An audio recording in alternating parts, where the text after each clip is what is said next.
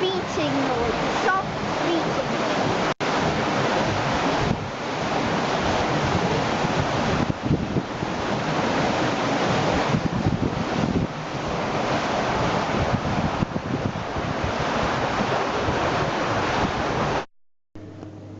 The wheel at the top is a low breast-shot water wheel. It's the type at this end of the mill. As you can see, water flows in, but almost immediately drops out of the scoops or paddles. Drips probably come off for quite a way further, but not much is left of the water by the time it gets to that stage. The bottom wheel is the Zuppinger wheel.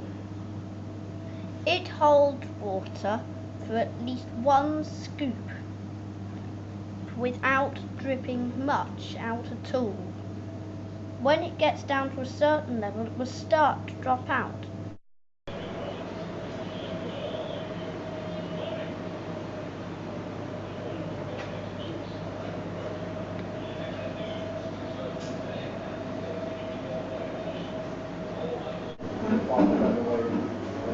All the people you speak to, you know,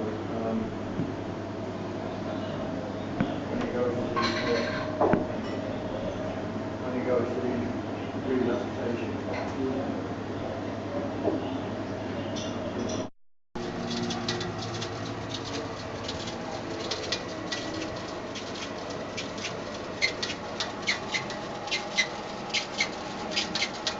We've got a mouse there.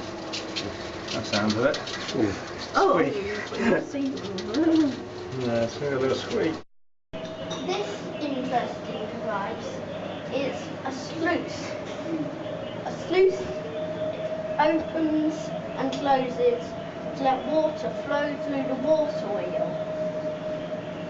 This is a ratchet.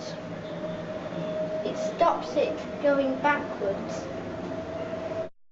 This clever device engages the stone nut, which would be here, and it has a gear there. So when I turn it, sorry about the squeakies, you can see the gear turn. I also may point out the tentering screw, which was used to vary the gap between the millstone, so it course the flour. When you turn it one way, stone will go like that, and if you turn it the other way, stone will go like that, but make sure you don't touch or it will set them on fire. And there's another one just over there, another tentering screw, and there are 3 stones, or at least we think there are. There's one over there, one there, and there's definitely another one over there. This is a millstone. Now you may notice something a bit weird about it. It has gaps in it, but these are very important when grinding because these let flour out of the edges. Because these flat bits, the bits that do the grinding, not the furrows. Because the grooves in the millstone are called furrows. Some millers put little grooves on the flat bits. Don't know why, but they did. And they go through the eye of the millstone, which is this hole in the middle. This is probably a Derbyshire grey stone, but there are other types that there's part one over there, there's one up in the mill up there, and one up the mill in there. Looks like a bedstone.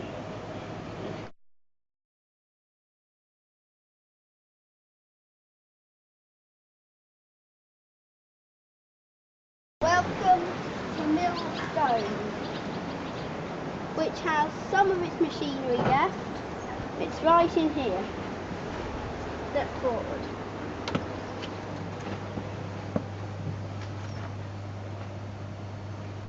I'm standing beside an old pillar. Just not any old pillar.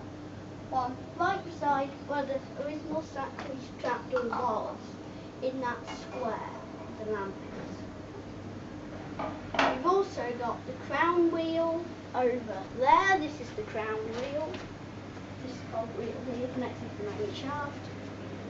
And this millstone, which I put grain on it just for a bit of special effects. This is real grain, not any pretend little toy grain for kids. This is the crown wheel. It's made of iron with wooden teeth. This is a gear wheel, and we're in my bedroom at the moment, and it would have driven stuff like grain cleaners and sack hoists.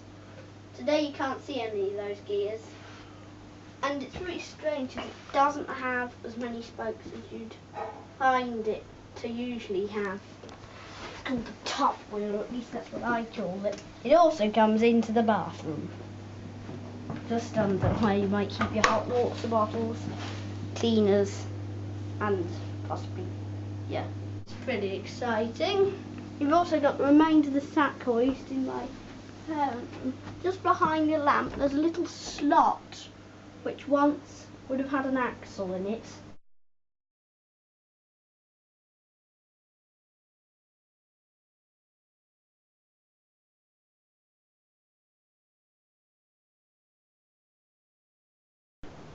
Welcome to the Mill Wheel Apartment holiday cottage.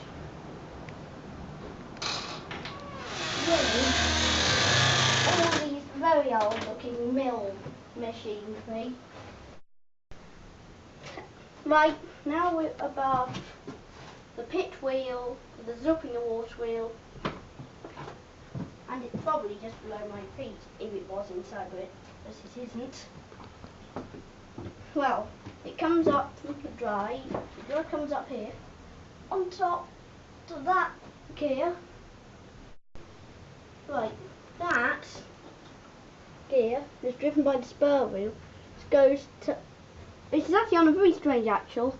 I call it the lay shaft because it kind of is like a lay shaft, but I don't really know what to call it. It's such a rare arrangement. That it's kind of. If this was a windmill, that's a bit like the brake wheel. It's easier to describe if this was a windmill. And there's the stone nut. And then that belt, which is totally mysterious, because it can't go to that belt because one, it's not in line, and two, that's far too close to that beam. Now here we have the millstone, which is enclosed in the vat or tun, which is supported by these metal bands to keep it together, which is really crucial at this stage. And the grain was emptied into the hopper, which seems to be a bit barricaded by the stone nut. But from the hopper it goes down into back to the axle, dams or into the millstones, through the eye of the millstones, getting ground up, and then it goes down the chute downstairs, which is either there or there.